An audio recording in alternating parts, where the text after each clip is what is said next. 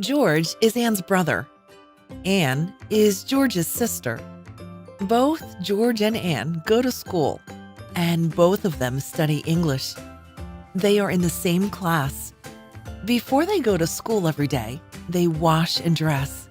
Sometimes Anne puts on a skirt and blouse, and sometimes she puts on her jeans and a sweater. George wears pants and a shirt. They both put on their shoes and socks or stockings. Their parents often watch them and say, "George, put on a tie with your shirt today." Or, "Anne, don't wear that skirt again today. It's not clean." George says, "Mother, I don't like to wear a tie."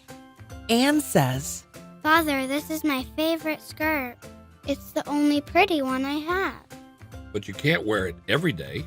Put on your pink one." "I don't like the pink one."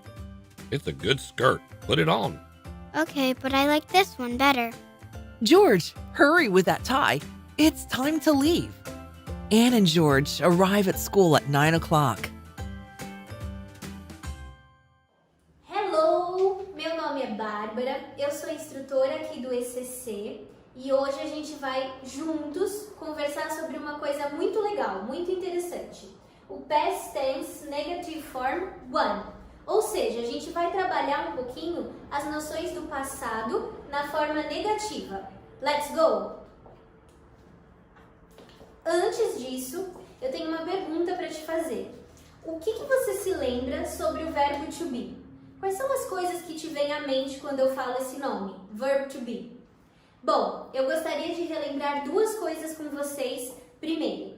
A primeira delas é que o verbo to be significa ser ou estar no nosso idioma, no português. Então lembra sempre que dependendo da sua frase, você vai poder utilizar o ser ou o estar como verbo to be, ok? O segundo ponto que eu gostaria de relembrar com vocês é que o verb to be é um verbo, um tipo de verbo que a gente chama de irregular. Mas calma, não é tão difícil assim. Isso só significa que ele vai mudar às vezes de acordo com a pessoa que você está utilizando. Então, pode ser que para uma pessoa você tenha que usar um tipo de verbo e para outra pessoa outro tipo, ok? Mas, falando em pessoa, o que você se lembra sobre as pessoas em inglês? Quais são as pessoas em inglês e qual é a conjugação do verbo to be com essas pessoas? Vamos relembrar juntos? Então, vamos lá. I am, ok? Next. You are. Presta atenção nesse you. Daqui a pouco eu te conto. He, she, it, is.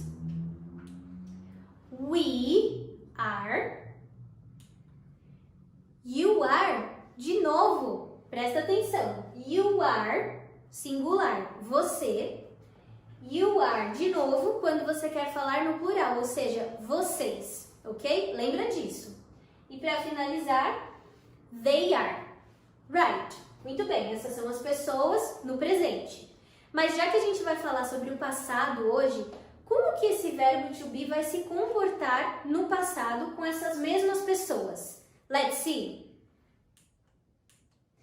I was. You were. He, she, or it was. We were. You were. And they were. Ok? Muito bem. E aí vai uma dica chave. Lembra sempre que você vai utilizar o was com as pessoas que você utilizava no singular, como o I am ou o he, she, it, is. Os dois was. O restante que a gente utilizava o are, que era no plural, were. Ok? Então, memoriza aí e vamos lá. Então, falando sobre o nosso objeto de estudo de fato, que é o passado, eu gostaria que você se lembrasse que quando a gente fala de past tense, a gente não está falando de present. A gente está falando de uma ação que aconteceu no passado em algum ponto lá específico. Alguma coisa que aconteceu em determinada época, ok?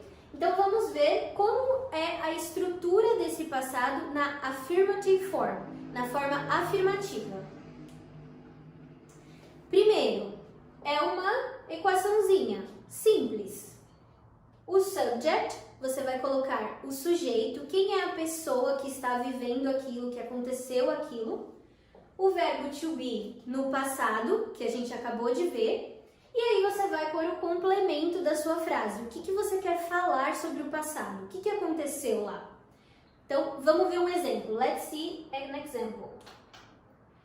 She was in the park yesterday. She was in the park yesterday. O que está dizendo? Ela estava em um parque ontem, ok? Então, aconteceu alguma coisa ontem e eu estou dizendo quem é que estava naquela situação. She was in the park yesterday. Agora vamos ver como que essa estrutura fica na negative form, para a gente dizer que isso aqui não aconteceu. Você vai manter o seu sujeito, manter o seu verbo to be no passado, mas você vai lembrar de utilizar o not para negar, para dizer que não aconteceu. E mantém também o seu complemento, a sua história, enfim. Vamos ver um exemplo. She was not in the park yesterday. She was not in the park yesterday. Ela não estava no parque ontem. Tudo bem? E aí, mais uma dica. Se você quiser deixar a sua fala, a sua pronúncia mais fluida, mais natural, a gente costuma juntar essas duas palavras e contraí-las em uma palavrinha menor. Vamos ver. Wasn't, wasn't. E como ficaria isso na frase? She wasn't in the park yesterday. Ela não estava no parque ontem, utilizando a nossa forma contraída, ok? Então vamos ver mais alguns exemplos do was em outras frases. He was late for work yesterday. Ou seja, ele estava atrasado para o trabalho ontem. Se ele não estivesse atrasado, como essa frase ficaria? He was not late for work yesterday. Or, da forma mais natural, he wasn't late for work yesterday. Ok?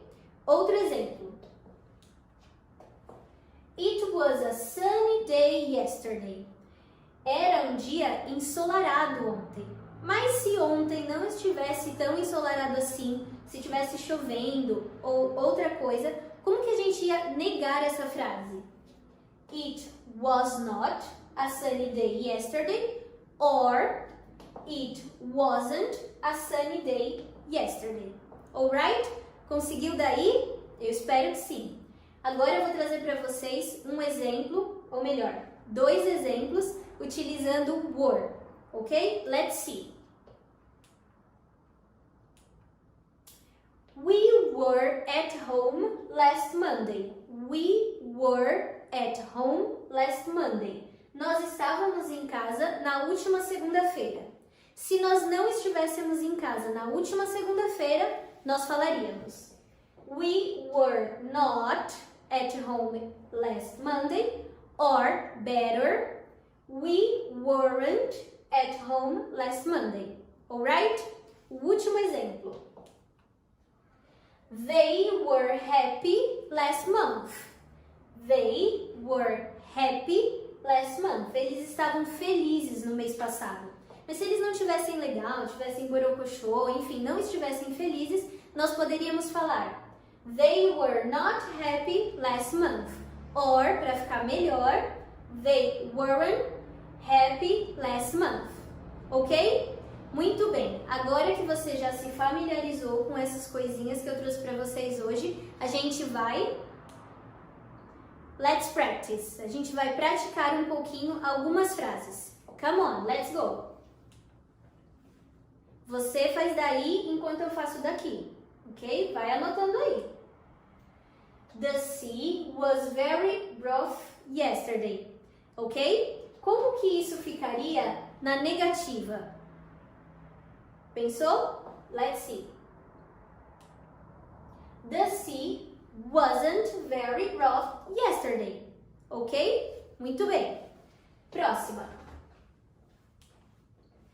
There were 10 new words in the lesson. Tinham 10 palavras novas na lição. Mas e se aí na sua lição não tivesse 10 novas palavras? Como essa frase ficaria? Let's see. There weren't 10 new words in the lesson. Ok? Mais uma para você praticar. John was a good swimmer. Ou seja, o John era muito bom nadador. Mas e se o John não fosse bom nadador? Se ele fosse bom em qualquer outro esporte? Como que a gente poderia fazer essa frase na negative form? Let's see. John wasn't a good swimmer. Ok? Mais uma. Aguenta firme. They were both Americans. They were both Americans. Ou seja, eles eram americanos. Como ficaria se eles não fossem americanos? They weren't both Americans.